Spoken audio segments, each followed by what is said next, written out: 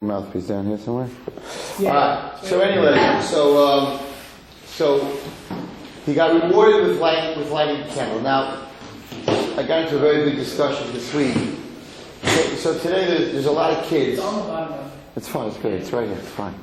There's a lot of kids that I'm not going to call them atheists because they're not atheists. An atheist means that you study God in every single way and you disprove Him, which nobody can do because nobody studies. So we have all these kids that want to just do whatever they want, so they have to get rid of Hashem. They don't want to keep it. They don't want to keep the Torah. They don't want to keep the mitzvahs, like Gnostics. So they're just like, Hashem doesn't exist. Prove me this, prove me that. The bottom line is they're not lazy. It's based in taiva. In other words, if you were doing all the mitzvahs and you were doing what you're supposed to do, you don't want to get rid of Hashem. Just the opposite. You want Hashem to be there because if Hashem's there, you're going to get rewarded. It's great. If my whole life I'm doing Torah mitzvahs, I'm keeping Shabbos, doing what I'm supposed to do, the worst thing that can happen is get rid of God. Because if there's no God, then I'm not going to get rewarded for what I'm doing. So I want God. But if I want to do everything that's wrong, I want to do Averis, the worst thing that can be is there is God. So the bottom line is if you want to do mitzvahs, the worst thing is that there's no God. If you want to do Averis, the worst thing is that there is God. So they want to get rid of God. So they start with the how do you know? That's the famous question. How do you know the Torah is true? How do you know Hashem is alive? How do you know? How do you know? The funny thing is, they don't ask, how do you know on everything else? Right? Like, how do you know George Washington? Out in the open, though, it's proof. It's no, there's a lot of stuff that you have that you don't know. How do you know? All the stuff that you learn, there's no fact. What are you talking about? How do you know there were dinosaurs? How do you know all the things that we have in history? There were fossils. There were, I don't know. Real fossils. What fossils? Where fossils? Maybe those were in a world before. You don't know. There's so much. How do you know? How does medicine work? You have a headache and you take a Tylenol. How does it work? You never went to medical school to learn how medicine works. You pop it in your mouth. How does a car work? You just leased a new car. I don't know how my car works. Who cares how my car works? It works, right? So if I didn't want to be in a car, I was against the car, then I would say, how do you know, we have to dig it. But no one's interested in anything. So all of a sudden everyone's interested in, how do you know there's a God? Everything else in the world doesn't bother you. Doesn't bother you. This bothers you because if there's a God, then I got to listen to Him. I don't want to listen to Him. So, one of the proofs that there's another world is the following. In science, it's taught in physics that it's called the theory of displacement. The theory of displacement means that if I have a cup of water that's full of water, and I take that cup of water full of water, and I pour half of it, I displace half the water into another cup, so the original cup's going to be half full. Theory of displacement, right? So, everything in the world, if I have a cup of sand, and I displace half that sand, and I pour it on the table, what's left is going to be a half a cup of sand. What about fire? So, I'm getting it. So, the one thing against the whole theory of displacement is fire. Because you can take a candle, you can take a fire that's this big, and you can cause with that little fire, you can light another candle. And you can sit here all day and light 1,000, 100,000 candles, and the original fire doesn't lose anything. Fire is called Eish, right? It's called Neshama. We know that, right? Or Eish is a Neshama. Why is it a Neshama? Because the Neshama also defies the physical world. It's not something that's physical. You can't, I don't know in this room, right? I don't see the size of your Neshama. I don't know if you have a Neshama. Because my eyes were created to see three-dimensional things. There's bacteria flying around this room right now. A guy coughs. Thousands of bacteria come out, but we don't see them. If we saw them, we couldn't live. We'd be ducking all the time because there's bacteria all over the place. Right? We can't see it. Why? Because bacteria is not three-dimensional. Do you know that there's bacteria? Of course. You just caught strep. I coughed in your face and you caught strep. How did you catch strep? There's nothing between the two of us. I'm coming to school and I have strep. So now everyone in this room is going to have strep. How did you catch strep? You saw strep come out of my mouth? Of course not. So we understand that the only way to see a cell is through a microscope. Because a microscope was made, right, to give you the ability to see. Now, you don't even need a microscope.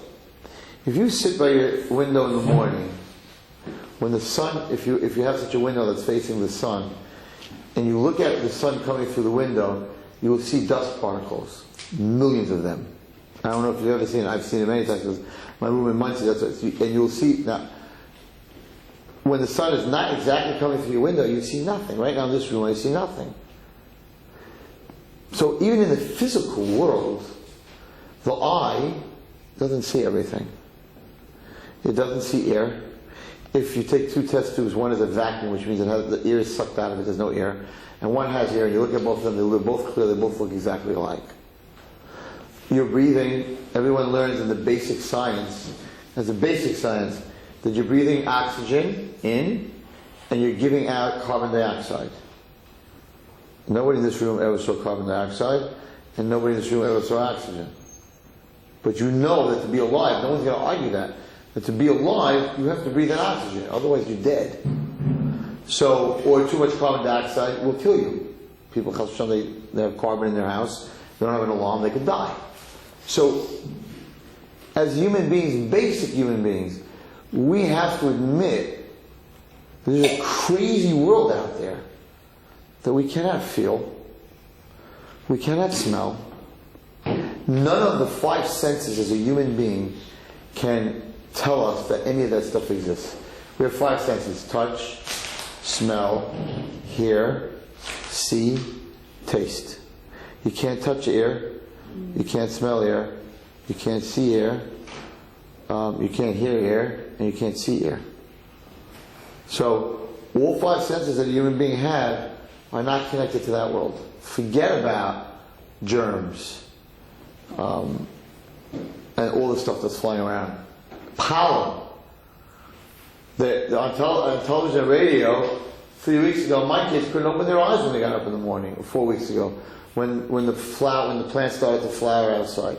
And they would say the pollen count's up at 81, 82. Now, I'm not allergic, so to me, 82 is the same as 12. My kids, 82, couldn't breathe. And I'm like, I don't see any pollen.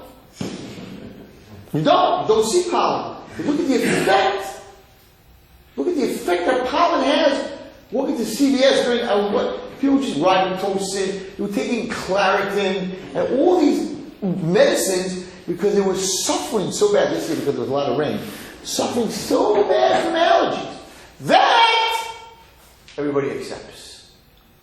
For allergies. You don't see them. You don't smell them. Right? Why do you accept that? Because somebody said they're allergies. Maybe it has nothing to do with allergies. Maybe there's nothing in the air. Right? And the answer is that humans said there is something in there. And so we don't ask, we buy medicine. When it comes to HaKadosh Baruch Hu, what's the big chiddush? I told the kid this week, what's the big chiddush that you can't see God? If I can't see him, he doesn't exist. I said, well, I guess air doesn't exist either. And bacteria doesn't exist either. So I guess if someone has pneumonia, and it says in the hospital room, don't come into this room, because you're going to catch it, you should walk into that room. Because you don't believe in germs. Because you can't see them. Well, you can under a microscope. Some of them you can, some of them you can't. You see the effect, you see the pain that the other person's in. When you have allergies, you're suffering, you feel it. Who said it's pollen? Nothing physical. It could be something else, though. Nothing. It could be something else. How do you know that? How do you know it's pollen? How do you know that? How do I know that that's what it is? You can't prove it to me. It's a physical detriment to my health now. Now I feel it. So HaKadosh Baruch Hu, the whole world. I look at a rainbow, and I look at clouds, and I look at rain, and I look at sunshine, and I look at a moon that for some reason isn't falling, and I look at gravity, and I look at creation, and I'm like, what are you, idiot? The same idiot you're saying, like I feel pollen and all this stuff that has a reaction. You're talking about one reaction. The whole world has a crazy reaction.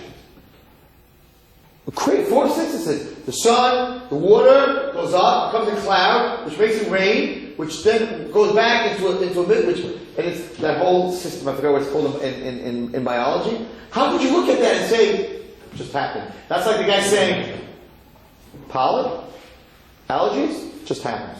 It's random. You get it, you don't. You get it, you don't. You get it, you don't. It just happens. So we don't know. Nothing just happens. So the same science that says nothing just happens. You're allergic, you're not allergic. You're allergic, you're not allergic. You're allergic to milk, you're not allergic to milk. The same science says that there is a certain, there's one person who has a sensibility to this. How could you say that all the other stuff in the world is random? How can everything be random? The answer is it has to be random. Because if it's not random, then I have to answer to something that's above me. I don't want to answer to someone that's above me. So, the biggest proof of this is fire. Fire defies two of the most important theories in this world. One is gravity. Fire always goes up. If you take a candle and you turn it over, the flame will burn your hand. Gravity pushes everything down. Fire, for some reason, has more power than a chair. A little candle defies gravity. It will continue to go up. It will never go down. But a chair can't go up on its own. And water can't go up on its own. Water seeks the lowest point. Nothing else in this world but fire defies gravity. Nothing. Nothing else in this world besides fire defies the concept of the displacement theory in physics. That a little teeny flame can displace to 100 other flames and still be the same flame without losing a drop. Not only that, you can take a little flame and burn 1 million acres of forest, or 2 million or 3 million acres, without that little flame getting smaller. In the concept of displacement is as much as I give away, that's from the original, as much as I give away from the original, that's how much less the original becomes. By fire, it's the opposite. The original can be a teeny little thing, and it can burn 1 million acres of land. So fire are really the two proofs of we're not going to say God right now, but two proofs of another world. Because in this world, it makes absolutely no sense. And it was a very big matana that Hashem gave us on Motzei Shabbos. Because until Motzei Shabbos, we could not make our own fire. Motzei Shabbos, that's the reason we light a candle, Motzei Shabbos, is because it was created that a human being would have the ability to make fire from nothing. From nothing. In Boy Scouts, they teach you how to rub a stick on a flintstone, whatever it is, till you get a spark, and from nothing. I found it fascinating. I once watched a program on how to make a fire in the woods. Where does it come from? It comes from sparks of a flint, of two rocks being put together. Where's there fire in a rock? There's a fire in a rock. A rock is dead. There's a fire in a rock. And then there's a way that they make it. They take a piece of wood and they dig it either into another piece of wood or into a rock, whatever it is, and then they get a little smoke, a little more smoke, a little more smoke, then they feed it with leaves and they know how to make a fire from nothing. No matches, nothing. So H, which is one of the four things, is the proof of another world. Of a world that is totally opposite of everything in this world of physics, of gravity, which is everything, because otherwise everything in the earth would just fly up, and nothing flies up, right? And displacement. So therefore, Aaron HaKohen, who stood for what? He says that 80,000 boys, men, named after Aaron, were at his levaya in the Torah. When he died in Devarim, and it says that they buried him, it says there were 80,000 Aharons at the levaya because Aaron was Oyev Shalom and Oyev Shalom. His whole life, he made peace between people. So what did Aaron represent? Which is the lesson from tonight's shir, which is very important. And why is a neshama called ner? And that's why we light. In fact, tonight is the yard set of my father-in-law, and we're learning in his chutz, Rabbi Shai ben Yaakov. Why specifically do we light a candle on a person's yard site? And why do we light a candle Erev Shabbos? Why a candle? So the answer for Erev Shabbos is Because just like fire is the opposite of the physical world, it's against gravity and it's against the theory of displacement. Shabbos is also the opposite of the physical world. Shabbos is above the physical world. Shabbos is Me'en Olam Haba. Shabbos, Hashem said, rest on Shabbos, and whatever you spend for Shabbos, sort of like Shemitah, I will pay you back for doing nothing. You're going to get paid back. So Shabbos is totally outside of Teva. So what is the thing in this world that represents outside of Teva? Fire. So you light in there for Shabbos. Aaron HaKohen, Neshama also defies this world. Why? And this was what Aaron HaKohen stood for, and this is very important to know in life. So if you have the theory of displacement, which is, by the way, a fact, if I fill up this cup, my Diet Coke will not be full anymore. If it is, I am a Makobol doing a mifus.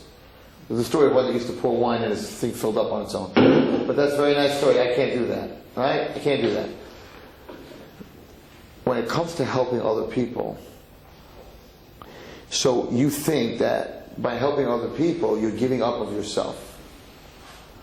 But it's not true.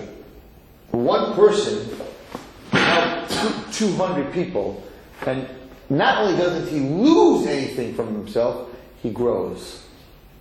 And the one person in the Torah that showed that was Aaron HaKohen.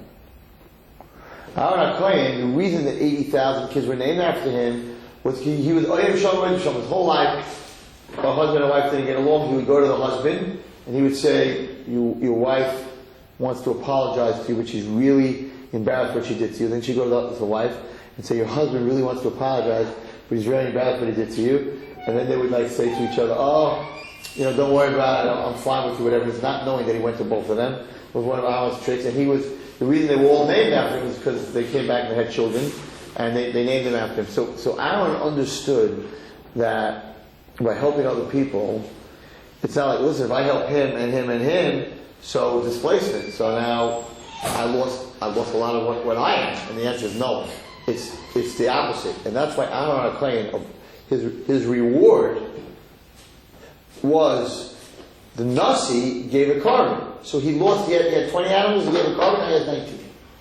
Alright, Kohen, what's your reward for what you did, your chesed? You're going to light him in Naira. Naira is the opposite. You're giving, you're taking one candle and you're lighting 6. And that's what he represented. That's what Aaron HaKohen represented. And that's why it was specifically a ner. And that's why a neshama is called a ner, because a neshama doesn't lose anything by giving to another neshama. Just the opposite. It gained. How could it gain? You gave up something. No. From all my Talmidim that I teach, I grew. Really, if I'm giving this all to my Talmidim, so I should be less. No. When it comes to neshama, when it comes to spirituality, it's the exact opposite. And therefore, we have to come to realization, as hard as it is for us, people who don't want to believe that Hashem is. A lot of people believe Hashem created the world and then he left. He put on automatic called nature and he left. Because we don't want to believe that he's controlling our lives. Because we don't want to be controlled. So we got to get rid of him. He bothers us. He doesn't bother us. The idea of something controlling me, it bothers me. What we don't realize is that what you feel you're being controlled by is what's giving you life. So why does it bother you? But the people don't want to look into it. I'm just touching the surface over here, and there's no person in this room that can say, I understand why fire, you can light 100 candles for one and it doesn't change anything. If I did it with a glass of water, it would never work. If I fill up 100 glasses of water, I don't have anything left.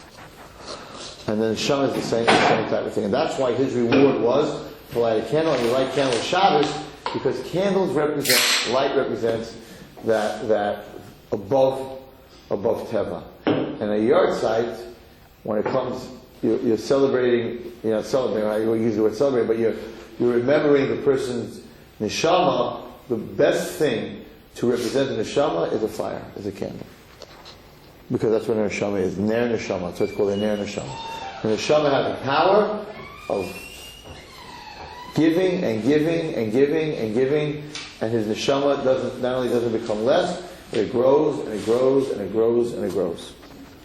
And that's why Behalotcha starts with the reward that Aaron Kohen got for doing chesed is to light candles.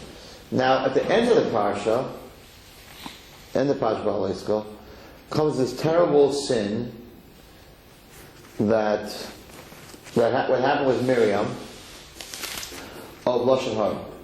And it says the following: the David Miriam, Aaron, Moshe, Oidas Isha Kushis, Lashulukach. So Isha Kushis normally means a black woman, but here it talks about Zecharia. Rashi says that every color is not definite. Even white, right? In Tehillim, white is kishelik, like snow, white like an egg, the white of an egg, white like the wool of a lamb. White has different shades, right? Black is a definite color. Black is black. Black. No light black. Light black is gray. Black is black. White, you have many different shades of white. So Rashi says that Tzipporah was very beautiful. And it wasn't a person's taste that she was beautiful. I like tall, I like short, it was, everyone agreed that she was very, very beautiful. So they were talking about her, so the Lashon of Kushis means she was like black. White, this kind of white, that kind of white, black and black. Everybody agreed she was very beautiful. So it bothered Miriam very much. I'm a Navi. I'm a Neviah. My brother Moshe is a Navi. Well, why did he get divorced? Why did he separate from his wife? Who does he think he is? I guess he was separated. He was divorced. I'm not sure. He was definitely separated when Yisrael brought her. But after that, he might have gotten. I'm not sure. No, he probably didn't get divorced. He was the head of class, so he had to be married. But he definitely. They were separated. So she was very upset. Miriam was very upset. I'm a Navi. He's a Navi. So if he's going to tell me that because he's a Navi, he can't be married, how come I can be married? Every other Navi is married. So she was talking to Aaron about this, like we got to get them together. This is terrible that he left her like that, right? We got to get them together. But she was talking bad about Moshe like he was a bad guy. What she didn't know was that all the Nevi'im, when you wanted to have Nevi'us, you had to sit in a room, have someone play music on the side, and go into a trance. And then you would get your Nevi'us.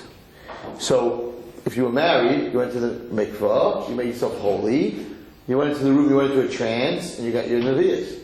So she thought that Moshe Rabbeinu had the same thing, so why can't you be married? Just, when you're ready to talk to Hashem, separate, and go to your room, right? She didn't know that Moshe Rabbeinu didn't do that.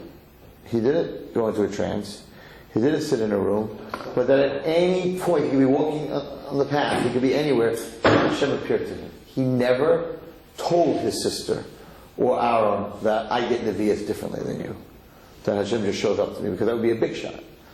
So she didn't know that he had that power. And that's why the Pasuk says, in the middle of this whole story, the Pasuk just drops in her head that he was Pe'opeh Dama, I spoke to him, Pe'opeh, he was the greatest Adam that ever lived. Who cares? What does that have to do with the story?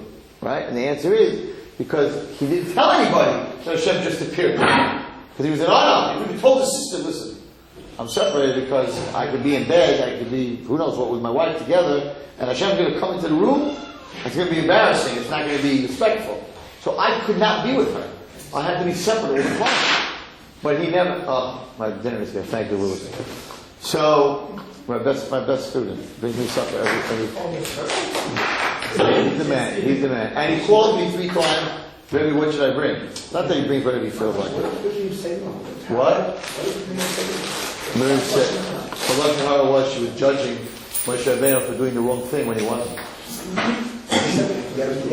No, she said like, he's not right what he's doing. Oida, she said it's not right what he's doing. So he never told her.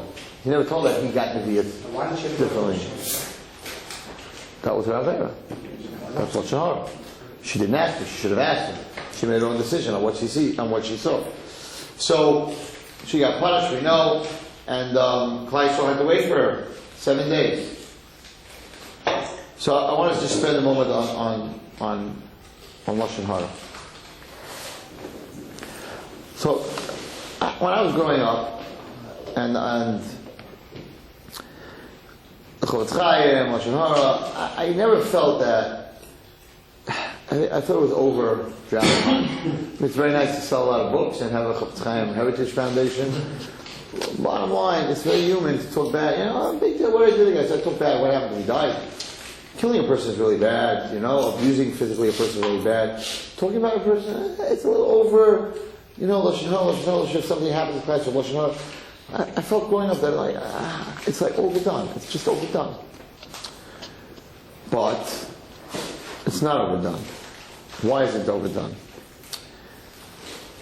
If I want to hurt somebody and I have a knife, the only way I could hurt him is if he's in with arm range of my knife in my hand. If somebody's in Israel, I can't hurt him. If someone's across the street, I can't hurt him. Because I'm here, he's there. If I have a sword, so I could reach him sitting over there if I have a long sword. If I have a spear, I can hit you. If I have a gun, I could shoot it a block. I can't shoot someone in Florida from here. Lashon Hara has the power, believe me, I know very well about it, that some rabbi in London can get up and say something bad about me and totally destroy me. And how far he is? He's 3,240 miles away. Lashon Hara has the power to hurt another human being further than any weapon in the world, including nuclear weapons. I could talk about someone in Israel and totally destroy him.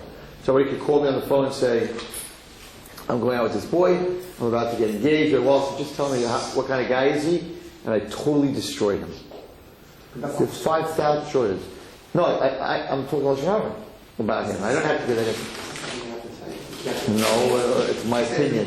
By the way, your opinion about someone else is Lashon Hara.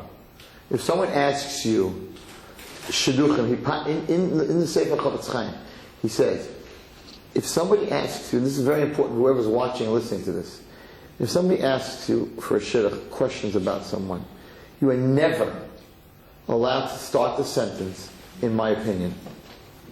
If you say, in my opinion, you are Lashon Hara, you are Mamash Chaver, you're in a million different things. When someone asks you information, you can give facts. No, my opinion. Well, I really think he's good for you. I really don't think he's good for you. I really don't think he's a good guy. You never say that. Nobody asked you anyway. No, somebody calls you, says, you know Chaim Shmerel.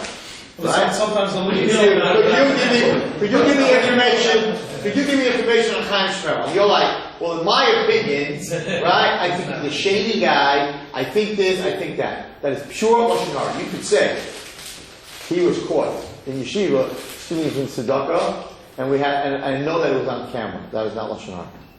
But you can't say, in my opinion, he's a shady guy. It's pure. If you start the sentence, in my opinion, it's Lashon Hara. So if you don't know facts, you have to keep your mouth You have to keep your mouth shut. Absolutely. Absolutely. You're only allowed to give facts. There's no your opinion when it comes to shidduchim. It's not your opinion. I have no opinion. Want to know facts? Want to know if he's in yeshiva? He was in yeshiva. Want to know if he was learning? He wasn't learning. But not in my opinion he wasn't learning. He wasn't learning. He was in my class. People call me. Right? Does she do chesed? I can't say, in my opinion, she's not a kind person. That's two questions. Does she do chesed? If you know that she does chesed, yes. If you know that she doesn't do chesed, you could say yes, but how could you know she doesn't do chesed? When she goes home and on the way home. So if you don't know yes, you could just say, I don't know yes because I don't know anything that she does. But it's very possible that she does a lot of stuff that no one knows. People do that many times. They don't want anyone to know. That's an answer. Not, well, I never said do chesed, so in my opinion, she's not a kind person. Pure, unadulterated Lashon Hara. There's no, in my opinion, when you talk about someone else. You are not allowed to have an opinion. You're allowed to state the facts. If those facts have an effect on the marriage, you can't say he's a lousy basketball player. What does that do with anything? So, one of the worst questions that people fall into, which I get asked many, many, many times from boys and from girls, is what do you think about his looks? Or what do you think about her looks? From a 1 to 10, Rabbi, what would you say? And I'm like, I am not in a beauty pageant. I am not a judge. And therefore, I cannot give you an opinion. If you're going to ask me, is he tall? Is he 5'5"? Is he 5'10"? I'll find out. I'll give you an answer. Is he cute? What if you know something? My taste is cute, your taste is cute, might be very different. What if you know something very not nice and you'd rather say it's not for you instead of telling the whole shift of what happened to this person? Just say, no, it's not for you and go further. You can do that. That's not You your know opinion. fact that the person Right, that's not your opinion. You know the person's a drug addict. You know, You don't have to go into. You But see the a the person's never going to let you sit with that. No one's going to let you with an answer. It's not for you. They're going to say why. So you just might as well just get to the fact. Why? You don't want to see No one's just going to sit with the person Or- you're ready. Like me, if I tell one of you guys it's not for you, you'll accept it. But stop when you're asking about shit. You say it's not for you, you're like, why? Don't just tell me it's not for me. How do you know it's not for me? Why? You're going to get there anyway. So, What's a I red? want to say. And That's already Lashon Hara. And then I know. Yes, but it could be something very terrible. You want to schmutz the guy to destroy him because of other shit. But for this person, So then you could just say, I don't want to get into it, but what you're saying pretty much is, he's no good. Why do you want to get into it? Why do you want to get into it? He's great. It's very tough. I think today the most pagams in Lashon Hara is shidduchim. So why was he putting people's name as reference? If you call them up, Because what do you think? If they put him as a reference, of course they're going to say something nice about him. Would you put someone on a reference on your resume that's going to say something bad about you? So that is the dumbest on the resume. When I see those names, I will never call them. I will call someone that's not on the resume. If I put you on my resume, you're really like going to say the greatest thing. So what am I doing? So I ask people that the four that are on the resume, I don't ask them. The 4 names I won't ask. But then when I ask them, of course they're going to say something good. When you go for a job and they ask you for in your resume, there was 2 people, as references. They're not stupid. Of course you're going to find 2 people. If you can't find 2 people, there's a big problem. They're going to say good about it. When you go to your enemy, by the way, I put you down as a reference. Not only that, kids call me right away, Rabbi, want you to know, say something nice, I put you down as my reference. Beforehand, they call you, don't get surprised when someone calls you. It's a waste of time, the reference. You don't call the reference, you call somebody else. You have to be very careful. You have to be very careful how you ask, you have to be very careful how you answer.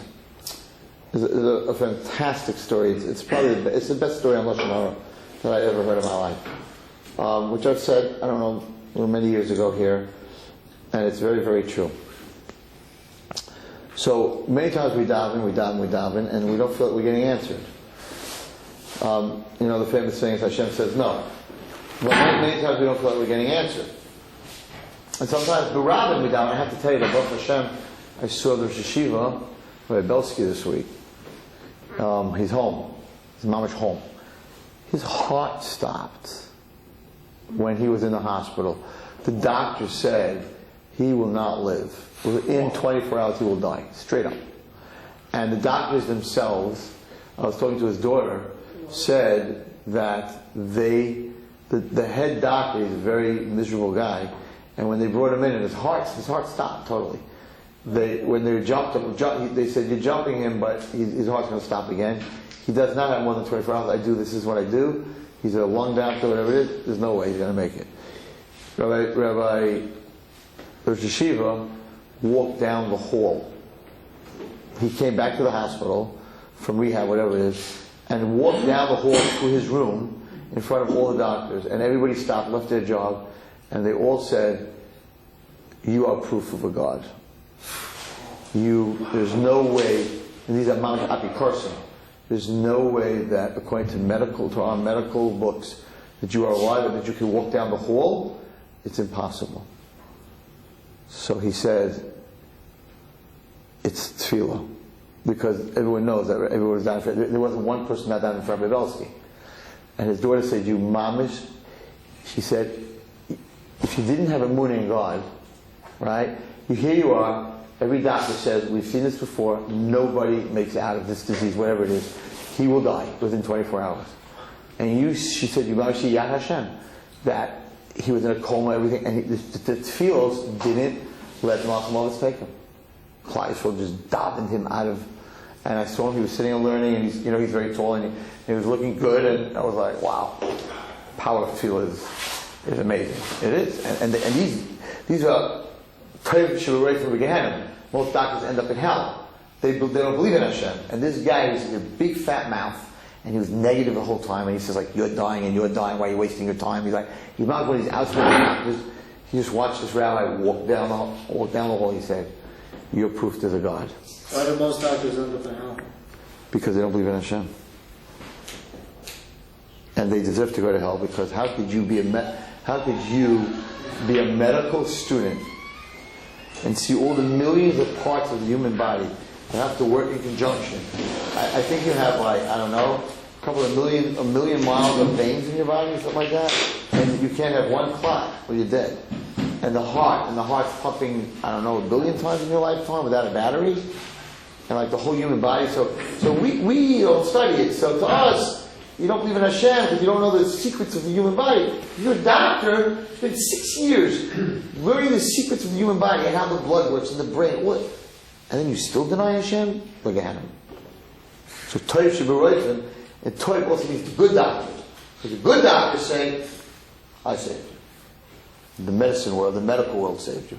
So Gemara says, Toiv should be right, look at him. The bad doctors are like, God help me. You know, say in the casino, there are more believers in a casino than in any synagogue or church in the world. Because while they're playing cards, right, they're like, God, please, the next card should be the right card. God help me, I'm losing. I gotta turn. We gotta turn around right now. Everybody talks to God. They say casino is Yom Kippur, 365 days a year. Everybody's praying. You can sit at the table, they're all praying. Everybody's praying. So that's why it says Toiv Shavah. Anyway, so one quick thing about Lashon Hara. What if like, you not saying anything? Most destructive thing in the world. By you not saying anything, and that's going to lead them to think something negative. Right. Yeah, something. You have to be very careful. Even to make a face. Let's say you walk into a room, and there's a bunch of people in the room, and you're like, "Oh my God, I just came from the shir. Rabbi Wallerstein is amazing." There's a guy sitting there, doesn't say one word. He just goes. That's Lashon Hara. The time says, it doesn't have to be a word. It could be a facial expression. Right? You can make a favorite Rabbi. This guy's a great ball player. You got to put him on. He's a great ball player, and the guy's like. That's Lashon Hara. So it's not always you have to say things. When you ask what you're saying is 100% true. By not answering is also a problem. So what do you do with that? I don't know. I don't really know him. You I don't really know him. That's what I say. When you're saying, But this guy's in your shit. I'm I can't talk like, about he's in my shit. No, say I can't talk about him. That means it's no good. They'll say, this guy's in your shit. Tell me about him. I'm like, honestly, he comes to my shit. I don't really talk to him. I don't know. So that's nothing negative. And I get to know how it goes. But I don't know her. But now She comes to my shit, but I don't really know her. Now, I really don't want this guy going out with her. Right? But it's an opinion. I don't have any facts on her. I just don't like certain things about her. Rabbi, I what feel if there's you something know wrong. 100% that there's a match that want to get engaged or whatever, but you know 100% that it's just not a right fit? You have to ask her over. What does that mean? Meaning Who you are you know to say that it's the right fit? you know Because you know it's not When what I I say say. a drug addict, you have to tell her. The Rabbanim have come up with a list of things that you have to tell to break a shit up. A drug addict, an alcoholic, a temper, a very bad temper, because that guy's going to become an abuser, and a ganof. So you know stole. Shabbat has anything to do with it? No. Breaking Shabbat? I mean, that's he has to keep Shabbat, but if someone asks me, does this guy keep Shabbat? I have to say yes or no. It's not an How do you opinion. know though? Only if I know. If I don't know, I don't know. But it's not an opinion. You're not allowed to have an opinion when it comes to another person, because that's your opinion. That doesn't mean it's true. It's not a fact. If you don't, So I have a lot of problems. I have to be very careful with my mouth. And I know a lot of guys. I have a lot of all these girls. And What if you don't know facts, but you know rumors? no, the rumor So that doesn't- No. You can't say. for sure not. But if I know a guy's doing drugs, I'll say it straight up. Stay away from him. But that's only if you know. Like, if you just hear rumors that he's been doing No, drugs, if I know. Outside, he's smoking reefer, and I know, and I see him. Every time I finish my shit, he's outside with his friends smoking up. So I know. That's because someone told me about it. That's Lashon Hara. You guys told me Lashon Hara. How do I know about it? Because I heard somebody else told Lashon Hara about that's it. true. You have to know it as a fact. So you don't believe it till you see it, basically. Absolutely. Well, is that true? Can I tell you stories?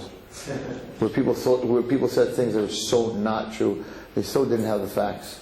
They just jumped on stuff. I'm right now in the middle of something so huge. Oh, I want to tell you a basic story. Listen to this story. Happened this week. So, I'm going to tell you the story. You can do with it whatever you want. I just think it blew me away. It's about me. 3 days before Lag BaOmer, I was running on my treadmill. Now, I've been running on my treadmill for 9 months. No problem. And if you're running on 9 months and not having a problem, you should not have a problem. You're in better shape than you were before. Your weight's down, right? And 3 days before Lag BaOmer, I'm running on this treadmill, and all of a sudden, while I'm running, I feel something crack in my knee. And I can't run anymore. I turn the machine off. I can't walk. I can't step on it. But my knee didn't pop. I didn't trip. I didn't fall. It was just from running, just like the bone crack. So I went to the doctor, and as you all know, I had a stress fracture. And I have a stress fracture, Baruch Hashem, much better, and I'm not on crutches anymore.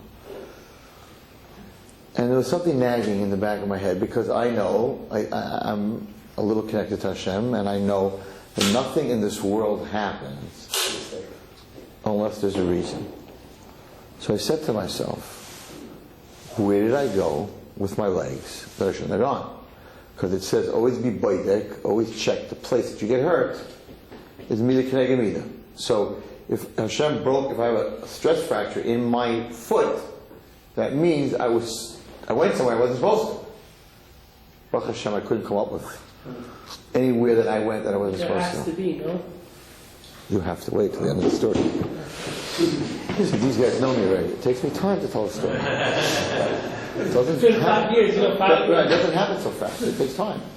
Anyway, so let me tell you what happened. Last year, Lag BaOmer, I was in Meron last year, not this year, for Shabbos, and I never went. I'm a kohen, so I can't go into Rishon B'Yachai anyway. So all the years, I'm 54 years old, so all the years I never went. I go Yom Kippur to the Klai, so I don't go to Rishon B'Yachai. What am I going to do there? Everyone's going inside to get, and I'm standing outside and go. Someone said to me, you got to go and get your room. It's Shabbos. 2 years ago, Shabbos. What's the Shabbos like? You got to go. I went. I was fascinated. That's the story when I had with the guy from Breslov. That whole story with the sword, whatever.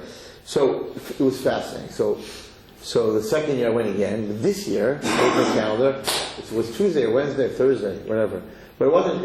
It was Thursday. It was Thursday. So when I was there last year, I remember I was on a high. I was flying. It was Motzei Shabbos. I was flying, and I went up to Rav Shimon B'Yachai. I didn't go in, and I stood there. There's thousands of people packing, and everyone's dancing, and I'm dancing out there, and I'm like, Rav Shimon, from now on, I'm making a neder, bli neder, that every Motzei Shabbos I'm lighting a candle for your neshama. One. And I know there were 2 other things I took on. I didn't write it down. I forgot. And it bugged me 2 weeks before. This guy called me up, who brings me there, and he said, Zecharia, you coming for Lag BaOmer? And I said, no, I'm going to California. I don't know where I was going, but I couldn't go for Lag BaOmer. And I wasn't really that interested in Lag BaOmer, to get off the plane, to go, not to rest for Shabbos. I can't go inside anyway. But it nagged in my head. I think I said last year that if my daughter gets engaged, if you go up to Shemayim, my daughter gets engaged this year, bli neder, or maybe without bli neder, I will be back here next year. I didn't go. Okay. Went out to the good part. Fine. So I didn't go. So I told somebody, I think I might have made a neder I was going to go. I'm not sure. So he said, so then just send a shliach, somebody to go, so he's a shliach for you, which I forgot, which I didn't do. Okay.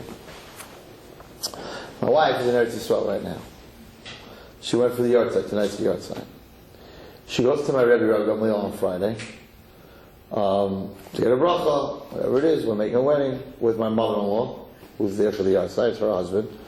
And she goes to Rabbi Gamliel. Rabbi Gamliel knows my wife very well. And he gives the brachas and that, and he says to her, it's very important before you leave Eretz Yisrael that you go to Rav Shimon B'Yachai. Rabbi Gamliel never in 30 years that I know him, has ever told me to go Rosh Hashanah. He definitely never told my wife. He doesn't tell women to go, right? You have to go. Do not go home without going to Rosh Hashanah. He didn't explain to her why. He didn't say anything why. He said, go and take a box of tissues and cry. That's what he told her. Okay. I'm hearing this. I'm like, did I make that nether? I'm not sure. I'm still not sure. Motzei Shabbos, my wife goes to this woman who's very holy, who I know very well. And she's a Tehillim reader. She's a very holy person that has a koyach. You give your name, she opens the Tehillim, and from the words of the Tehillim, she sees a lot. I've been by her many times. All she does for Klal Yisrael is, yes, all she does is chesed. For poor people, it's all she does. Every Thursday, hundreds of matanas for poor people. She's a very holy woman. Nothing to talk about. So my wife goes Motzei Shabbos, and she gives my name.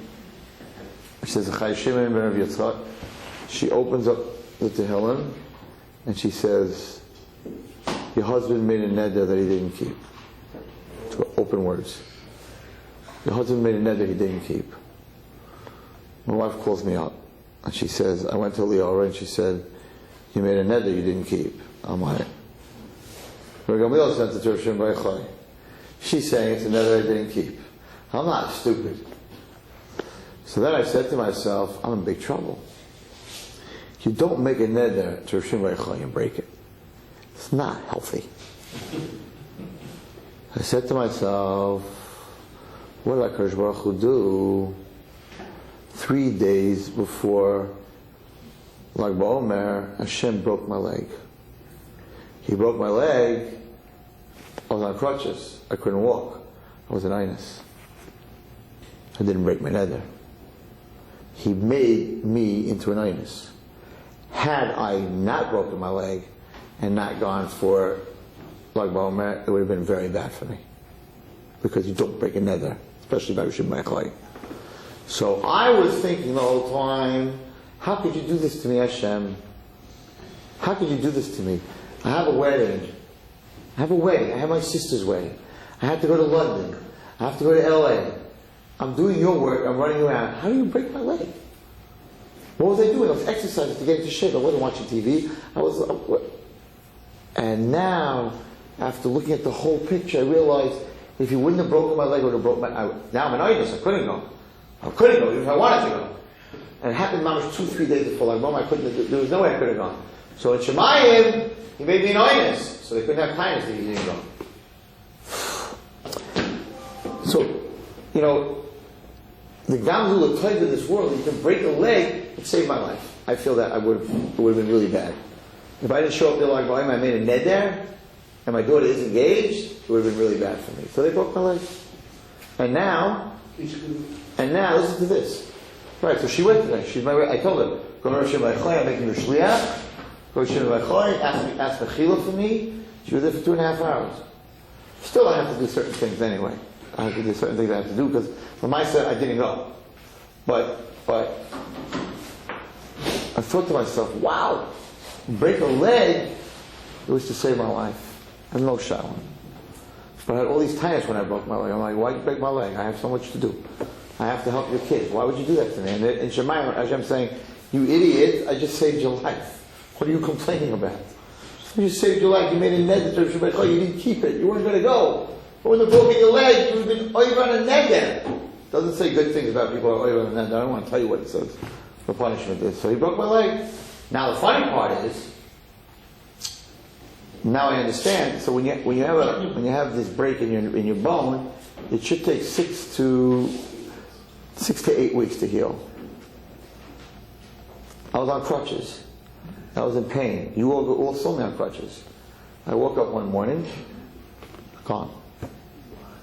No pain, zero. Nothing. Next morning? No, this just happened after 2.5 weeks. It's supposed to be 6 weeks of pain and then 2 weeks of... And now you can run on the treadmill? I could, if I wanted to. He won't let me, the doctor, because as far as he's concerned, this is not normal. You have a stress fracture. What do you mean you run? What do you mean you want to run on the treadmill? I'm like, Doc, I'm zero pain. Zero, like it never happened. And he's like, so I went there last week. He's like, we're squeezing it and this and that. He's like, I can't let you go on the treadmill. because this is not. I can't take responsibility. I'm breaking again. Then it's put screws in place. He says, but this is not. No, on top of it, everyone here knows the whole story with the MRI that showed everything was cut and ripped and this and that, and they wanted to do surgery. They didn't do surgery. It healed itself in an unnormal amount of time. So Hashem had to make sure that for like I had to be an honest. Because I wasn't an honest when I broke it down. Prove me God. How do you know there's a God? Where is God? He's in your face. You just need to look. You just need to look. I'm telling you a story. You can ask my wife. She went to Gamliel, she went to Leora, and my brother-in-law was with me by the doctor. The doctor said, this is not normal. I have an MRI of a broken bone. Your bone is not broken anymore.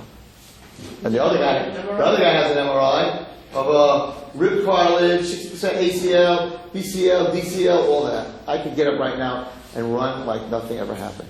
And you took another MRI free. And No. Now it's not broken. Well, the stress fracture, it's not like, it's inside the bone and you see like a contusion. Like normal. Yeah, it's normal. In 3 weeks. In 3 weeks. Instead of 9. I was 2 nights ago by Jake's wedding. I was dancing like nothing ever happened. It's crazy. It's not crazy. I had to have a broken leg like Walmer. I had to be honest. So I was like, you didn't have to break my leg. You could have given me fever. But it's not an excuse not to go. No, it was wrong. I should have gone. I wasn't sure. Having fever is not going to go for the Yes, it is. How could you go with fever on a plane? So I said to myself, so how can you give me fever? Like you'll get a real good rise if you're throwing up all the time. Right. And the answer is... You have to suffer something. They're going to have time to calculate all this. What's the answer, everybody? You're in my share long enough. What's the answer? It's me the connected. It's me the connected me. What didn't I do? I didn't go. I didn't walk to Hashem Beichai. I wasn't early regal. And you Is causing you not to go. It's not immediately connected. No, I said, I will be here. I will walk up. I will be here next year. I will walk. I will be here. You were going to be here. You weren't going to be here. So your leg is going to be broken. You weren't early regal. So your regal is going to be broken. Giving me fever is not immediately connected. You can usually tell based on the punishment. She wasn't there like Gomez. Way past like Gomez. We missed the boat. I missed the boat. Now if I go right now today, my nether was, next year like Gomez, I will be there. It wasn't there. So I asked him in the middle, what do you do now? I missed it. Mata nether means 2 days before like Gomez, I go in front of a bed, and then I break the nether, so I don't have to go. Give me Mata nether after you missed the nether. I missed it. So, it's just something that, a simple story that You have to be to do like... Your Rabbi gave you a ticket for it? No, he actually said that, he gave me a ticket for it, but halachically, he said as far as if you have to go in front of Bezin, be Mata Neder now, you have to ask the Rabbi. He's not a Rabbi, he won't pass it. Well, what's the ticket at this point? I'm not telling you the ticket. You My ticket, I'm not telling you the ticket. Oh, but he gave you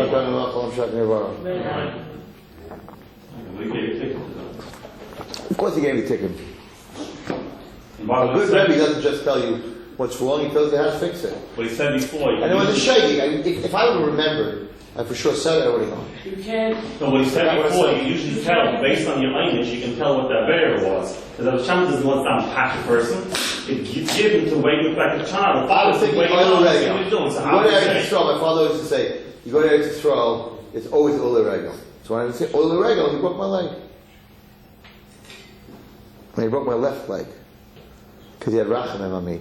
Because my right leg is what you drive with your right leg. So Hashem was like, I'm going to break it that you can't go to Eretz Yisrael, but you can still get around. There's rachamim in din. I didn't fall. That's why I realized the doctor. It was weird. I didn't fall. I didn't trip. It just cracked. Nothing happened. I was doing my regular. It just cracked. You can't give it to that comfort to Save my life.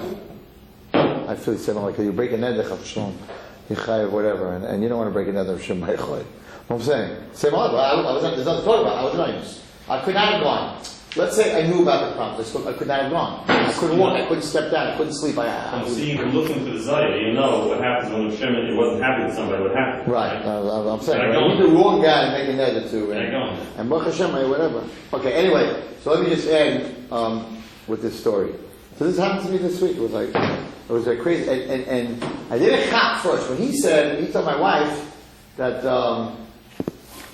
I just saw it in Torah Tavlin, tells the story. You know, so you have everything that happens in a person's life, everything that happens is for the good. So he brings down a story here where there was this frum lady, and she used to go into this nursing home where there was this old Jewish lady, and she used to always go to her bed and talk to her and soothe her, and she was very, very. This woman had no family that came to visit her, nothing. And one day she came, and they had hired a new head nurse, whatever it was. They were very strict about who they let into the nursing home. They only let in family. Now this woman who used to visit was not family. So she came to visit, and this other woman was like near death, the one that she used to visit. And this head woman said, the administrator said, "Are you family? You want to visit the woman in 101? Are you family?" She said, "No." She said, "Well, then you can't go in. And she's very close to death, and you can't go in." So this woman, who was a frum lady, said, "But I'm her rabbi." She said, "But I'm her rabbi." So she said, "Oh, you're a rabbi? Sure, you can go in." So she let her in. I have this story in Torah. No, it's a true story. It brings it down here. So she let her in. Here. One day when the woman came to visit, she was stopped at the entrance of the nursing home and asked where she was going. So, "I'm going to visit this woman." She was surprised that she was even being asked about it since she had never been stopped before. "Are you family?" asked the nurse. When she answered she was not, the nurse shook her head. "I'm sorry. You cannot visit now." She has been moved to the intensive care unit and is not permitted to have any unrelated visitors. The woman thought quickly. She knew that the only bright spot in the elderly woman's week was when she visited, and how it made her feel better to have a caring guest sit with her and hold her hand. Surely she would appreciate it if she was being visited while lying in the ICU. Suddenly a burst of inspiration hit her. "Excuse me," she said in a loud and formal voice, "but I must be allowed to see the patient. I am her rabbi, and she needs me at this critical time." The nurse's demeanor changed. "Her rabbi?" she asked. "Please, by all means, go inside." Upon entering the ICU, she realized how serious the situation really was. It appeared that the lady had only a short time to live. The woman sat beside her bedside with the sick lady, comforting her and with soothing words. When it became apparent that her final moments of life were ebbing away, she recited vidui with her. Moments later, the elderly lady passed on to the next world. After seeing to her elderly friend's funeral arrangements, the woman was struck by a strange thought. How fortunate, she thought, that she had come up with this rabbi excuse.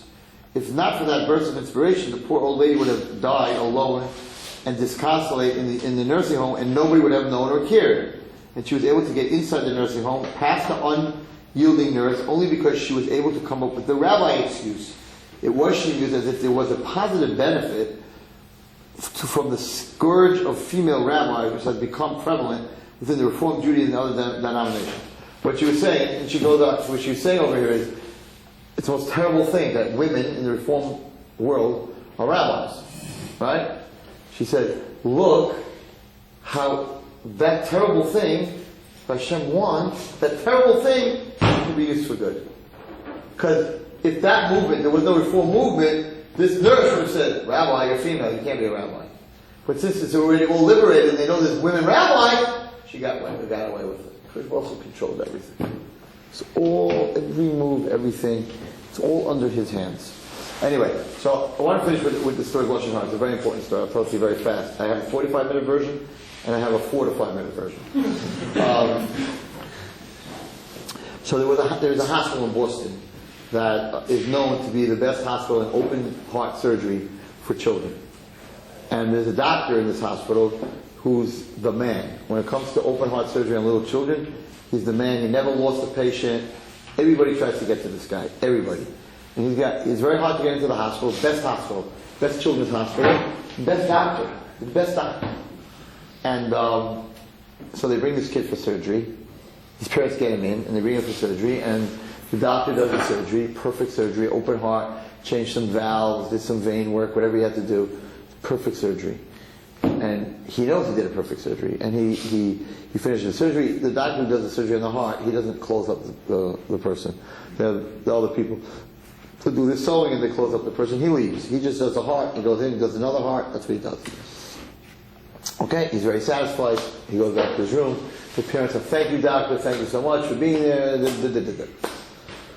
They take the patient upstairs. The kid, 3 hours after the operation, he starts to get fever. And the fever gets high, and they start giving him antibiotics. They're hitting him with all these antibiotics. And the fever gets high, and within 24 hours, he's dead. So the next morning, the doctor comes in, or the next day, whatever, and he's expecting to see this, whatever, and they're like, he expired. The boy's not alive anymore. He said, what are you talking about? I did the surgery. No. I have never in my life lost a kid under my hands. He goes right into the president of the hospital's office, and he says, I'm done. I am retiring. He said, well, the whole children's cardiology is built on him. So the head of the hospital was like, are you crazy? So one kid died, you've done thousands of operations. He says, you don't understand. I made a promise to myself, first patient of mine that dies, I'm done. Because how do I know the next one won't die? Once one died, the next one can die. What is he, God? I'm done. No, that was the thing he made up with himself. When someone dies under my hands, and he felt he was God. He was such a famous, great doctor. So of course they were very upset. What are you going to do? So he said, but before I leave, I'm just going to make sure that it was me. So he calls a meeting of the whole team. He had a team. The guy who sews him clothes, the anesthesiologist, the guy who sews him clothes, the nurse who holds the clamps, every single person. There were 12 people on this team, and he calls them into a meeting, and he says, I want you to bring all your logs, because the rule in open heart surgery is you must sleep 10 hours before you go into open heart. So he said, I want to see all your logs that you all tested. He said, I want everyone to take a blood test, that you weren't on alcohol. He could not believe that he screwed up, that he messed up. So he was looking at everybody else, and everybody passed perfectly. 12 out of 10 hours of sleep, blood was clean, no drugs, no drinking, no nothing. So he says, okay, then that's it. He goes up to his room, and he starts packing up his office, takes his pictures off the desk, starts packing up the boxes. He's out of it, he's finished. The child died, he's done. As he's packing up, his door's closed, they knock at the door. He's like, oh, they're coming, they want to talk me into staying. He says, who is it? Susie. So I don't know Susie. She says, doctor, I need to talk to you, it's urgent. He opens the door, what? She says, you may not know me, but I know you. How do you know me? She says, for many years, I'm the one in the operating room that's behind the door. I sterilize your tools that you use in the surgery. And I've been doing this for years. He says, and? She says, I have to tell you the truth. The hot box, they put it in what's called a hot box. It boils the steam with the tools. She said, I wasn't sure if I put them in or I didn't put them in. And as I was going to put them in just in case, the surgery began and you asked for your tools. And I panicked. And I really didn't know if I sterilized them or not. I was busy with my son on the phone, and when I came back into the room, I just wasn't sure. So I just rinsed them off. So they were wet, so you would think that, she said I was hoping that I cleaned them, but really deep in my heart, I didn't sterilize it. She didn't sterilize my tools. Don't you understand? I used those tools hours and hours and hours before in someone else's heart, and all his germs, you gave me those tools, and I put them into this child's valves. It's not like I put them in his skin. I used those tools, I was working on his heart, put it into his valves. So I took this, that's why the antibiotics didn't work. The virus was in his heart. She said, I know, I'm really sorry. It wasn't done on purpose, it was an accident. But I know I messed up, I didn't clean the tools. End of story. Whether she got sued, fined, put in jail, it's not important. What's the moral of the story, says the Chafetz Chaim? If you have the best hospital in Boston, best hospital, the best team, 10 hours of sleep, clean, the best people, the best surgeon in the world. But if the tools that are used in the surgery are contaminated, the patient will die.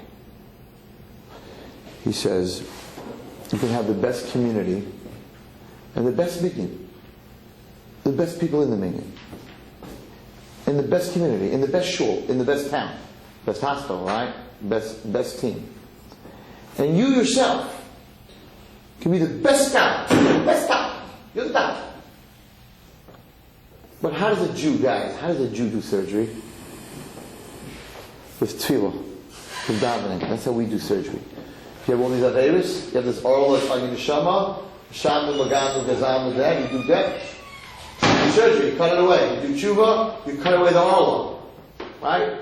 So a Jew does surgery by davening. So you have this great shul with this great rav, and you learn the daf yomi, you're the greatest guy, you're giving a lot of tzedakah, but you're doing surgery. What are you doing surgery with?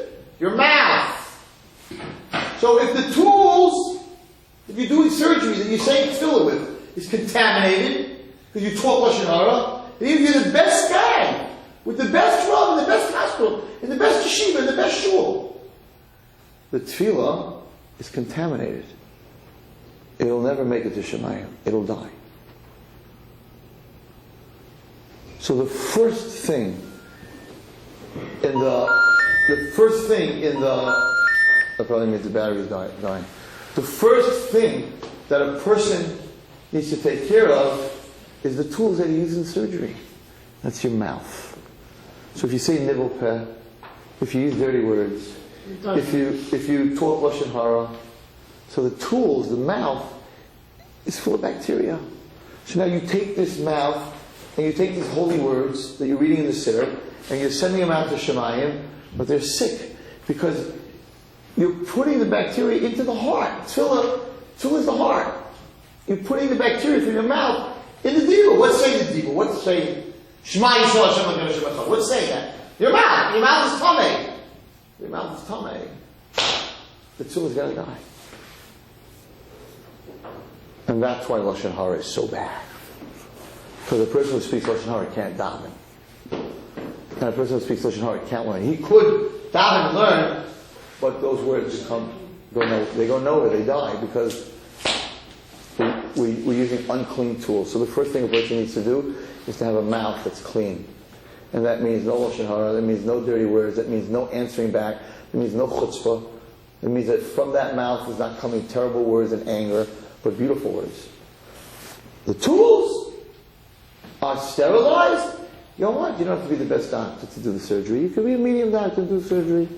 My knee surgery, when I had knee surgery when I was 16 years old, so the surgeon was a guy, Dr. Rothschild, a Muncie guy, who worked in a hospital that was probably as big as this room. It should have been an animal hospital. It's called the Niagara Hospital. It's up in Muncie. It's not even Good Samaritan. It's a teeny little place, and he did my surgery on my knee when I was 16 years old, and everybody said, "Are you crazy, Rothschild? I mean, he operates on rabbits. You live in Muncie. There's a guy, Nicholas. He's the doctor in joint disease for the New York Rangers, for the hockey team, for the New York Jets." I had a friend, Stevie Bodner, who the same time I ripped my knee, he ripped his knee. Went straight to Nicholas. I went straight to Rothschild, because Eric Rothschild, was a very close friend of my father. We could not go anywhere else. It was like a joke. It was like having surgery in a farm. Never in my life did I have a problem with my knee. I played basketball and hockey and baseball from 16 till I just broke my leg, which is till 54 years old. Never had a problem with my knee. I have a jump shot in basketball. I go way off the ground. Stevie Bodner went to Nicholas. Never played ball again after that operation. Messed him up totally. Never played ball from when he was 16 years old ever again. Never could play basketball. Terrible knees, surgery, whatever. You don't have to have the best doctor. But if your instruments are not clean, you're going to lose the patient, no matter how good or how bad the doctor is. So the number one thing, the Chofetz Chaim says, is Shmir Falash. What comes out of your mouth. So we have three things tonight. We have Ner, which is fire, which is the opposite of anything physical in this world. Number one, it defies gravity. Number two, its displacement, when it gives, it doesn't lose anything of its own, which we learn from that as a person, that we can give to other people. Not money. Money, if I have $100, they give you 50, I only have 50. But you can give from your soul. You can give a smile, you can give happiness, you can give emotion. So that the person who gives it doesn't lose anything.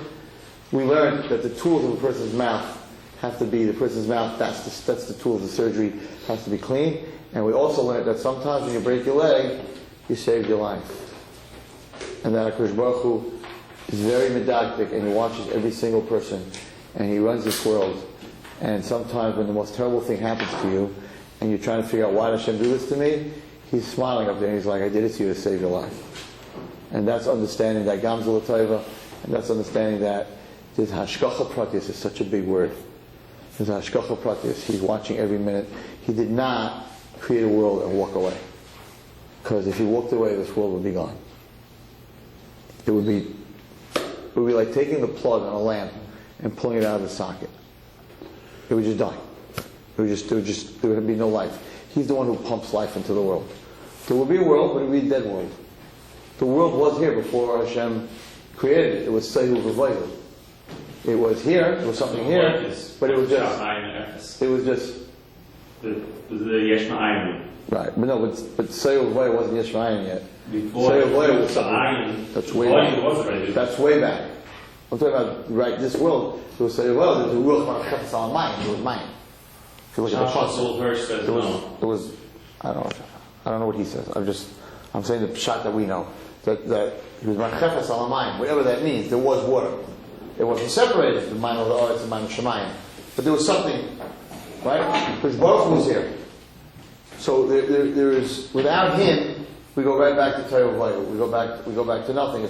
It's the plug, and you pull the plug and there's no electricity anymore. So, I think one of the hardest things in Yiddishkeit is to believe that in any religion, in anything, in being a human being, is to believe that God is really involved with me every second. Because then I have a responsibility to Him. And most of us don't want to have a responsibility to Him. Because we want to have fun. We want to have our iPads and our iPods and our Facebook and our internet and our girls and our music and everything that the world has. And God, you're in my way. You're just in my way. Because if I have you, then I'm not allowed to have that. So maybe I'll find you like when I'm 40. And I don't want all those toys anymore. Right now I'm 16. I have no room for you. But it's not true. Because that doesn't mean he doesn't exist. It means you have to come to the realization, I don't want him around. But if you don't want him around, then you're not going to be around. So if you're not going to be around, you can't have all that fun anyway. So you're better off having him around and having Shalom Kol on Shabbos. And Jews can be very, very happy. I'm very Baruch Hashem. I keep the Torah and the mitzvahs, and I'm very, very happy. I don't need to do all this stuff that I need to do when I was 16. A little more than I need to do now, but also Judaism is great. Shabbos is great. Where do you get Kol and Shalom? Go to shul with your friends. You don't have to talk during davening, but after davening, nobody leaves. You talk for an hour, and you sing a little bit Kilodon, a little bit Kaimcha. What's wrong with that? It's beautiful. Come home, sit with your family, chill, soup, eggs, a little pomegranate here, a little coleslaw there. Where are you running? Why are you running away from it? Why does that bother you? And the answer is that doesn't bother you. Shabbos doesn't bother you. All the other fun that you want to have that you can't have because of Shabbos, that's what bothers you. Matzo ball doesn't bother nobody. Gefilte fish never bothered anyone. Grievin and chopped liver never bothered anyone. What bothers everyone is I can't use my phone, and I can't go on the internet, and I can't watch a movie. So those are the things that really bother you. Shabbos doesn't bother anyone. People would die to keep Shabbos. Goyim would love to keep Shabbos. Hashem says if you keep Shabbos, you're dead, because you can't have Shabbos. It's not for you. It's for my children. Shul HaVatzlacha and Bracha, and we should all be narratives. We should be able to give and give and give, and not lose anything ourselves.